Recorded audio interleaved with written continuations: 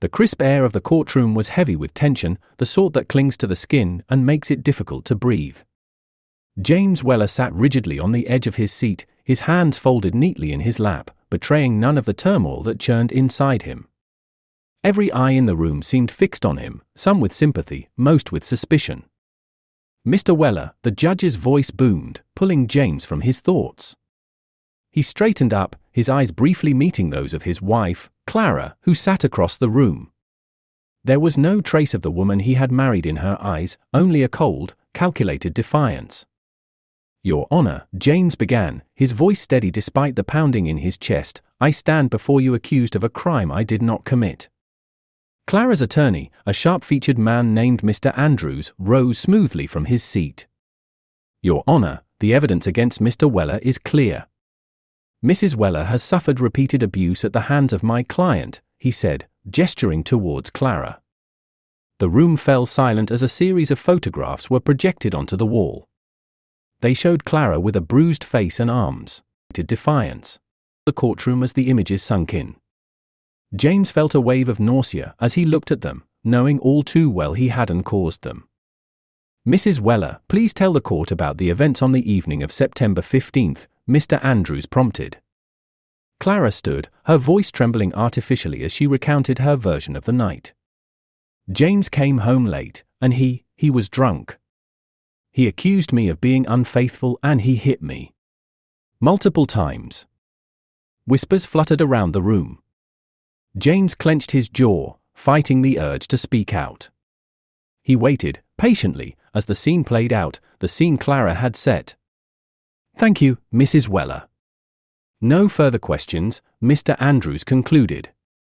James's lawyer, a diligent and earnest young woman named Sarah Bennett, stood next. "Mrs. Weller," she said, her voice calm and clear, "is it not true that you were indeed having an affair at the time of these alleged incidents?"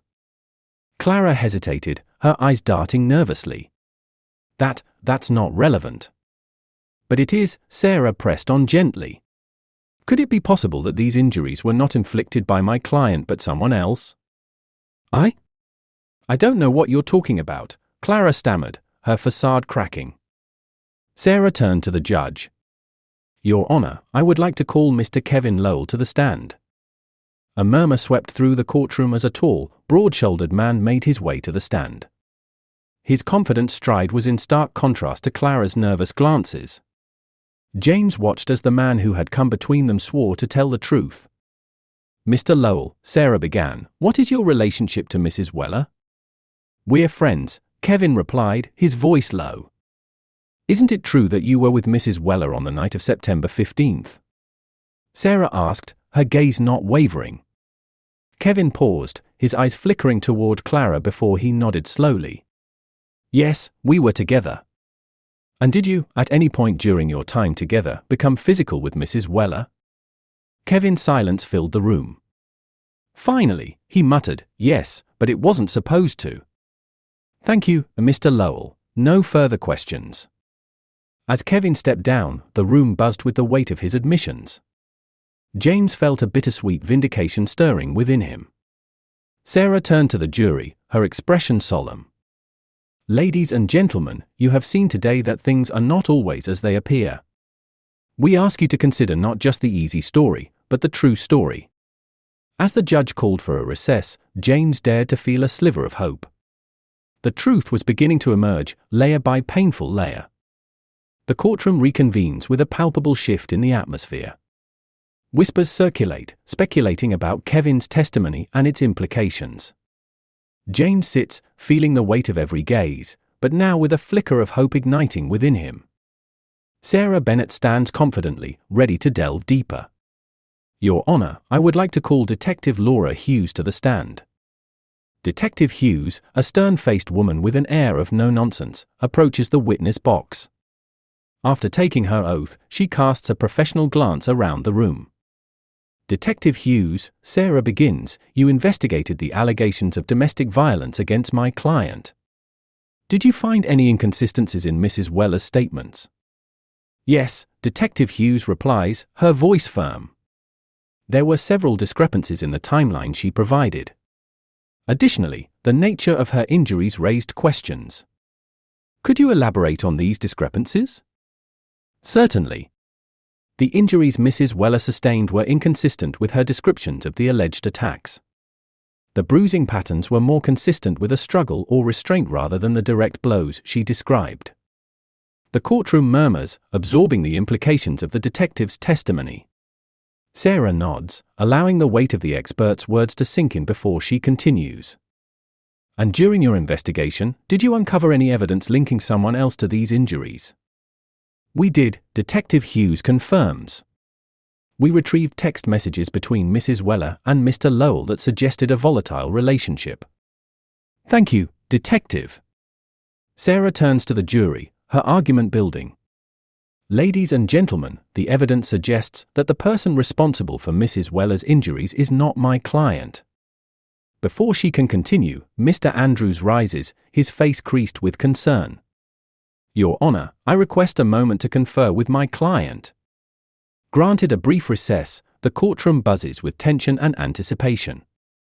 Clara, visibly shaken, whispers frantically with Mr. Andrews. James watches, his heart pounding, as the layers of deceit begin to peel away. As the trial resumes, Mr. Andrews looks unsettled. Your Honor, we have no further questions for Detective Hughes. Sarah, sensing the shift, calls her next witness. I call Mrs. Jessica Allen to the stand. Jessica, a co-worker of Clara's, steps forward, her expression one of reluctant co-worker of Clara's oath. She fidgets, casting nervous glances at Clara. Mrs. Allen, how would you describe Mrs. Weller's behavior at work around the time of the alleged incidents? She was distracted, anxious. I saw bruises on her arms one day, and when I asked her about them, she was evasive. And did she ever mention Mr. Weller during these conversations? Not exactly, Jessica says slowly. She talked about feeling trapped and mentioned someone with a temper, but she never said it was James. I always assumed it was her husband, but now? Now you believe she might have been referring to someone else? Jessica nods, her anxiety palpable. Yes, it's possible. Thank you, Mrs. Allen. As Jessica steps down, Sarah addresses the courtroom with renewed vigor. The testimony you've heard today casts a serious doubt on the accusations against my client. We have shown that the supposed victim may have been harmed by another, her secret lover, not by my client.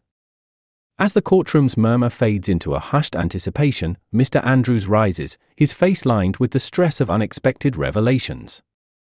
He approaches the stand with renewed determination, ready to defend his client's crumbling story.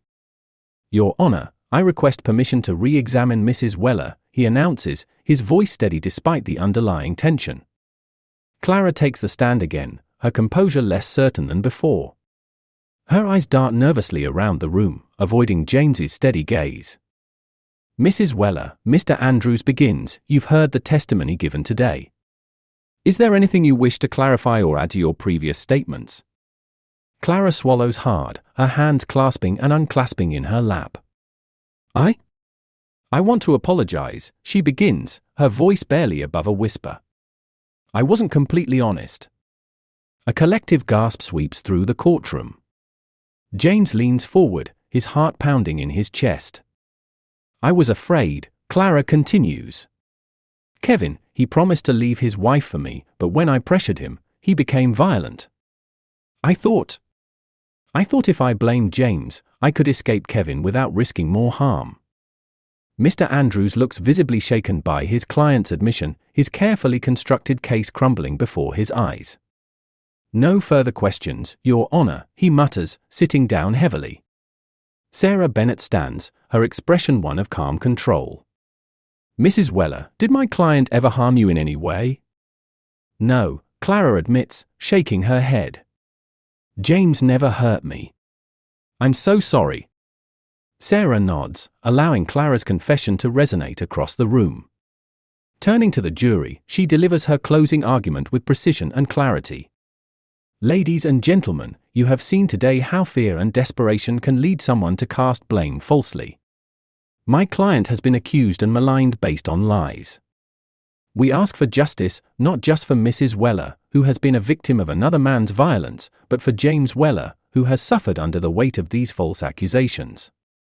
As Sarah sits, the judge calls for a brief recess before the jury deliberates.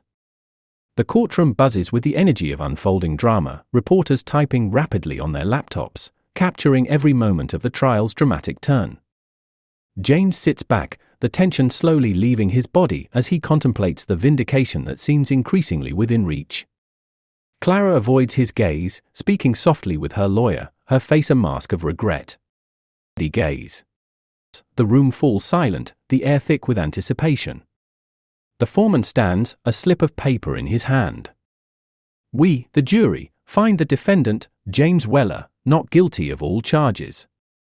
A cheer erupts from James's side of the courtroom, his family and friends embracing, tears mingling with smiles.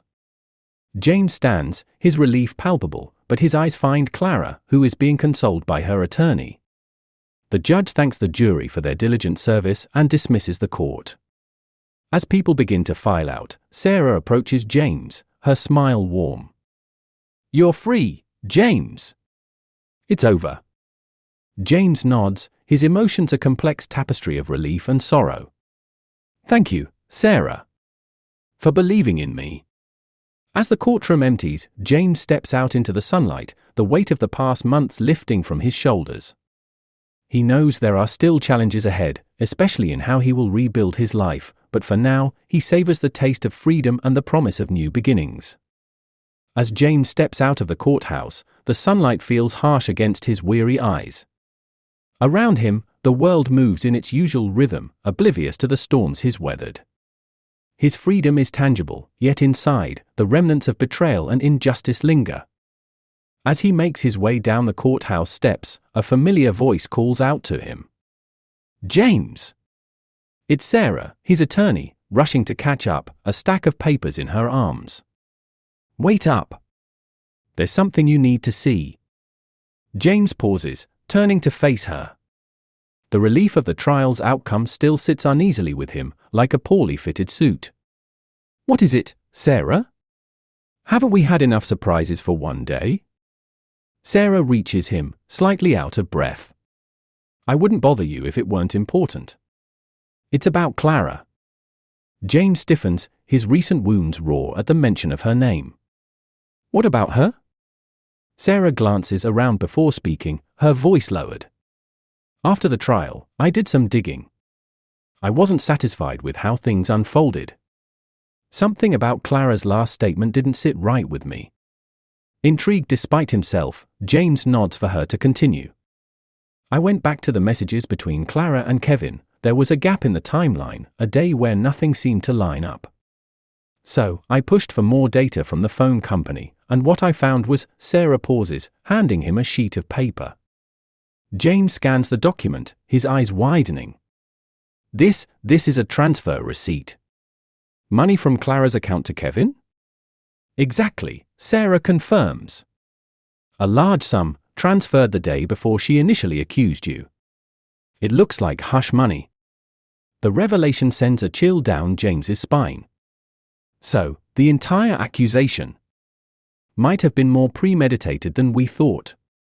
Not just a spur-of-the-moment decision driven by fear of Kevin, but a calculated move. Sarah watches him closely, gauging his reaction. James's mind races, the pieces of the past month snapping into a clearer, if more sinister, picture. Why would she do this to me?